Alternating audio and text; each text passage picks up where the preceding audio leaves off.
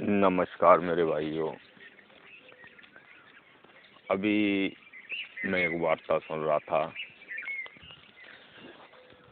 शायद तौकीर गांव की है, जहाँ की आबादी सबसे ज़्यादा है। और उसमें एक गांव में इतने फौजी हैं, कहीं कहीं इतनी आबादी नहीं है। उसमें अभी एक जो अग्निपथ मोदी जी ने योजना चलाई है, थी तो पहले से, लेकिन अभी वर्तमान में लागू की गई है।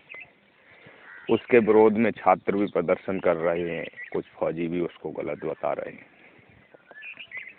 सबसे तो पहले मैं ये कहना चाहूँगा कि हमारे देश में मूर्खों की भी कमी नहीं है। किसी चीज़ को समझने से पहले, उसके बारे में जानकारी से पहले प्रदर्शन शुरू कर देते हैं।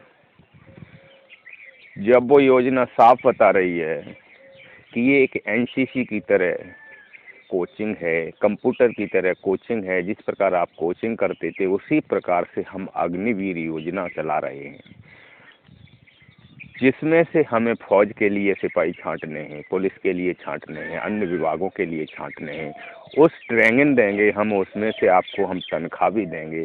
अगर कोई व्यक्ति उसमें से ऐसा है कि नौकरी नहीं, वो कुछ नहीं करना चाहता है, घर पर बिजनेस करना चाहता है, लिहाजा उनका तो सपना ये है कि इस अग्निवीर के माध्यम से हम सारे देश में मतलब सबको समान कर दें। किसी को कोई यदि ऐसा न रह जाए कि हमारे पास इस चीज़ की कमी रही, हमने इसलिए नौकरी नहीं कर पाई या बिजनेस नहीं कर पाई या भूखे नहीं मर पाए। मेरे भाई, फौज वाले आज कहते हैं कि अपने परिवार के लिए, देश के लिए हम फौज पर खड़े रहते हैं, लेकिन आज जहाँ सारे देश को कुछ न कुछ पैसा मिलने की कोशिश हो रही है, वहाँ कह रहे हैं क्या वो फौज में इसलिए रहता है ताकि उसका परिवार खुशहाल रखे। देखो मेरे भाई, एक मेरा दोस्त है, ये भी फौज में रहा, देश के लिए शहीद हो गया, हजारों टुकड़े इसकी बॉडी के आए, 13 साल से आज तक अनावरण नहीं हुआ है।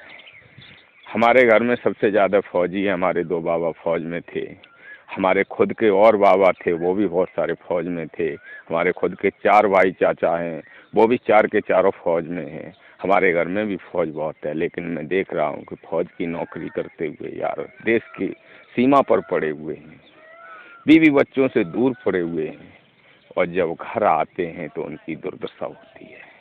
किस घर के लिए आप इतना कर रहे हैं? काश आपके बच्चे को अग्निवीर में जाकर के ट्रेनिंग मिलने की कोशिश हो, उसको मतलब ट्रेनिंग दी जाए, तो वो जिस लायक होगा सरकार ले लेगी। एक तो सरकार आपका सारा भार जिम्मे ले रही है कि ठीक है आपने पैदा किया है तो मैं इनको नौकरी देने की कोशिश करूंगा, लेकिन ट्रेनिंग में ज़रूर देखूंगा कि ये किस लायक हैं। देख लीजिए 13 साल में अनावरण नहीं हुआ है। तो मेरे फौजी भाइयों या देश के युवाओं, ये कोई एक ये नहीं कि हमने 4 साल के लिए तुम्हें नौकरी दे दी और छोड़ दी, आप चले जाओ।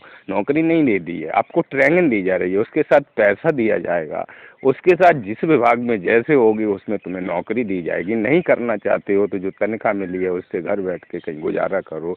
ये नहीं कहोगे कि हमें मौका नहीं मिला, ये एक मौका है, इसे गमाइए मत।